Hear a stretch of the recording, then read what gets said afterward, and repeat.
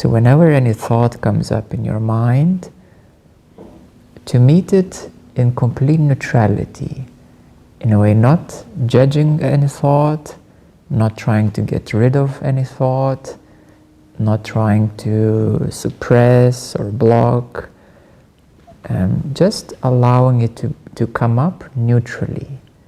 Yeah, any thought can come up, and the goal is to meet in neutrality. The same goes for any emotion. When any emotion arises inside you, is to meet those emotions in a neutral way. Yeah, to not jump into the story right away, because the story is a complication. Yeah, the story, a story has a condition. Right? It's already a condition. But essentially there is a certain feeling, a certain emotion, and the goal in practice is to meet it neutrally. And to have a bit of kind of space to not go into the story right away. This is very important. The same goes with any deeper feeling, and also with any energetic sensation. Yes, because some of you may experience something new, energetic, or some of you have been already meditating for a while and you say, oh, that's such a lovely energy. And again, to meet it neutrally. It comes up, it's okay. So whatever beautiful comes up, it's okay. Whatever difficult comes up, it's okay. Let's meet everything neutrally. That's the goal of a practice.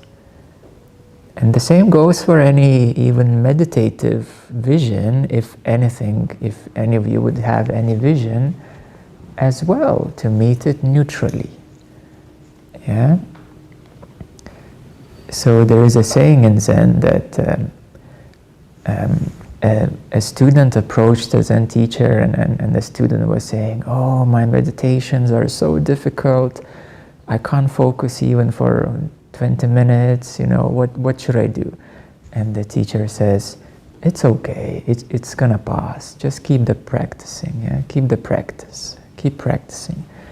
And then 1 week later, a student comes up to the teacher and says, oh, my meditations are so amazing, now I can do this and this and that. And the teacher says, it's okay, it's gonna pass, just keep practicing.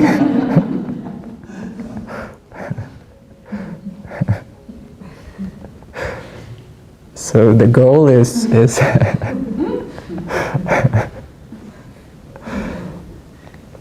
yes, the goal is to meet neutrally the difficult and the good.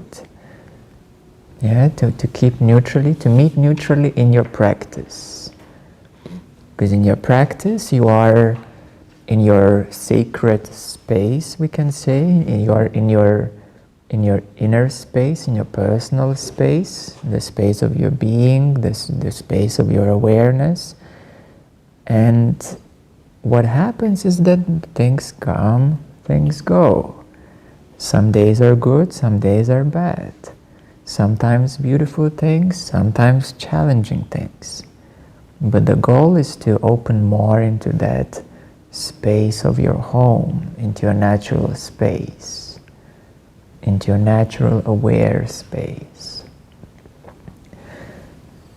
So therefore neutrality is it's called the right attitude. The right attitude, the right way of meeting anything which arises in your practice. In your practice. Yeah, so that's one of the important things. The next step is to feel more space around. So whenever something comes up, let's say if you have so many thoughts, it's good to feel more space around your head. Because how big is your head, really? You know, it's not that big, you know. And if you have so many thoughts, there's always a bigger space. Yeah, maybe you can feel a little bit more space around your head, and by feeling them, these thoughts will arrange themselves. So all thoughts and understandings come up in your space of your head. So it's the space of your head. And emotions, they come up in the space of your heart, in the space of your chest. And some emotions in the space of your solar plexus, like anger, and some of them in the space of your belly, like anxiety. So mainly emotions come up in the belly, in the solar plexus, in the heart. Sometimes in your root, like irritation or frustration. It can be also in your bum, in your root, but more rarely, we can say. So they also come up in your space of your heart, of your belly, in the space of your body. Yes, all the thoughts come up in your space of your head. All emotions, feelings come up in the space of your body. And then where do all those energies come up? In the space of your energy centers, isn't it? Yeah, they're called chakras or simple energy centers. And obviously there's your head has two energy centers, the top of your head, your forehead, your throat is an energy center. They're, we can say, bodily locations. Then there's a heart, and the solar plexus, and the belly, and your root.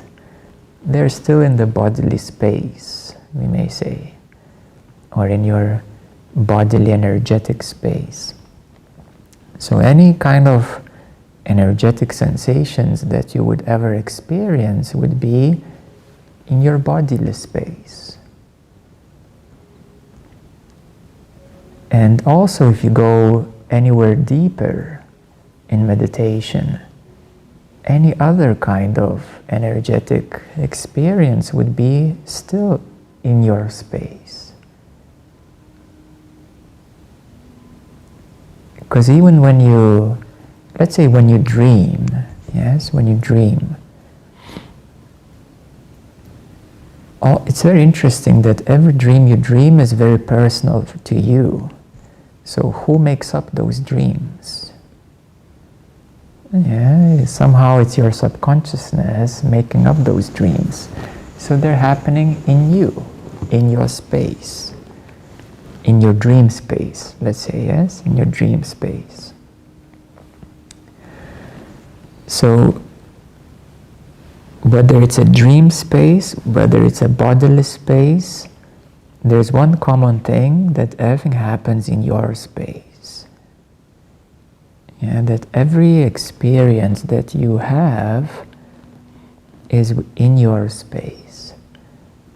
And of course, this is more of your personal space, but then there is a bit more extended space, yeah, in which you meet other people, and in which the environment is.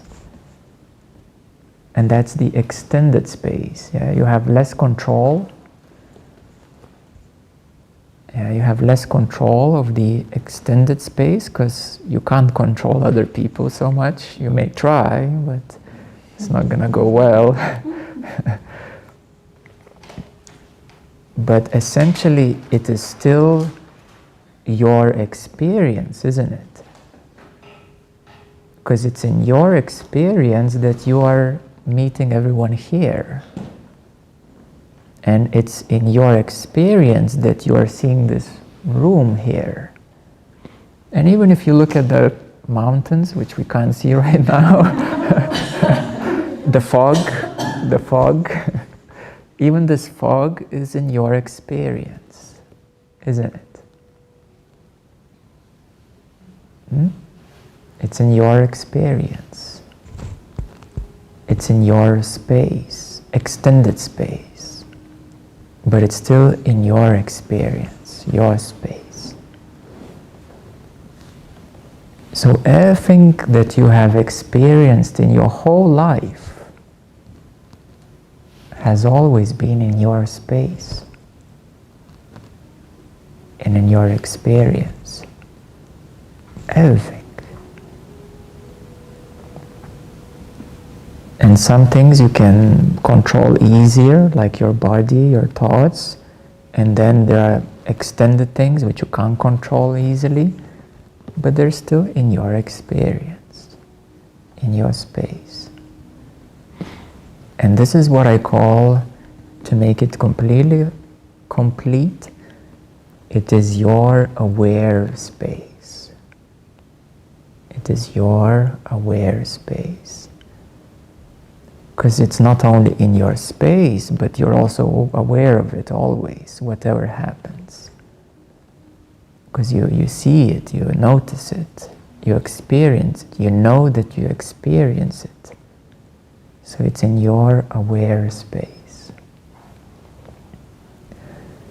And your aware space is called the self, or your big self.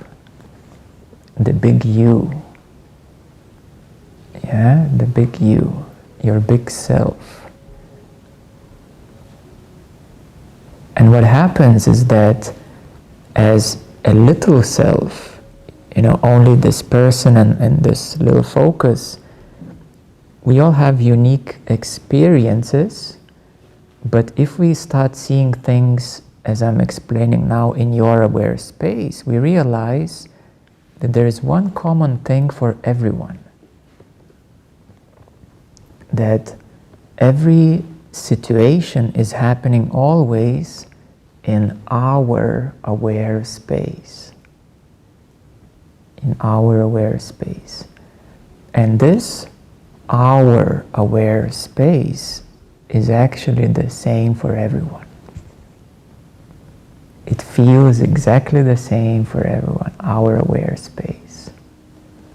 The only difference is what is in it, the content. You understand? The content is different. That, this body is male, and I see this through these two eyes and so on, and you're female and you see it like this. But that's the content. It's different for everybody in some ways. But what is the same is that everything happens for everyone in our aware space. And that's called the unity field, or the real unity consciousness. It's the real one consciousness. It's not even a feeling of oh, we are connected. It's not a, I'm using a bit of terminology now, that there is called a unity or oneness consciousness, and it means more of a feeling of that we are connected, or that everything is connected. That is a mid-level of consciousness. It's actually 540 on the map of levels of consciousness. But this big one field, big one aware space is the one. It's actually 1000. It's the full consciousness. Because everything always happens in it. So this is how we can, step by step, come deeper, deeper, deeper from our individual thoughts, individual, bless you, feelings. And then we go deeper, deeper, deeper into this one big, common, aware space. And it will still feel unique to you. It will feel as you. Because if I ask you a question, are you aware? You will say, well, yes. And it feels like you, isn't it? Nobody else, it's you. So it's the same way as you relax more and more and more, and open more and more and more, you will feel the same, that this aware space is me actually. It's myself. It's my home. And then you look around that, oh, everything is in my home, and everyone is in my home. And actually, if you would know that you are in my home, and actually you are in your home, but if you would know that, and if you would experience it, we would be the same completely. Yeah, and this is amazing thing to share. Yeah, so when people awaken more, they experience this, and that's the real oneness, the real one. Yeah, so we may say it's called the self, it's called the full consciousness or the one consciousness, or well, even called God, but it has many more meanings to that.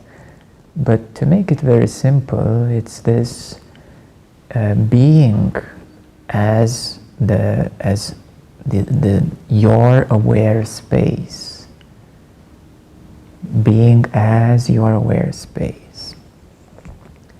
So this is why I started to explain it from your personal thoughts and feelings, and how we go deeper.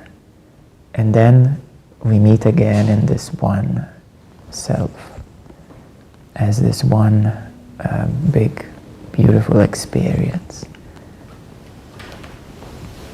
Yeah, so for some of you, I know it might take a little while to fully understand, but it's not about understanding really, it's about saying, okay, so that makes sense somehow. I may not understand all of it yet, but to really, it's really about experiencing it. Yeah, because you cannot understand the awareness with understanding. You have to experience it. And you say, oh, now I know what that is.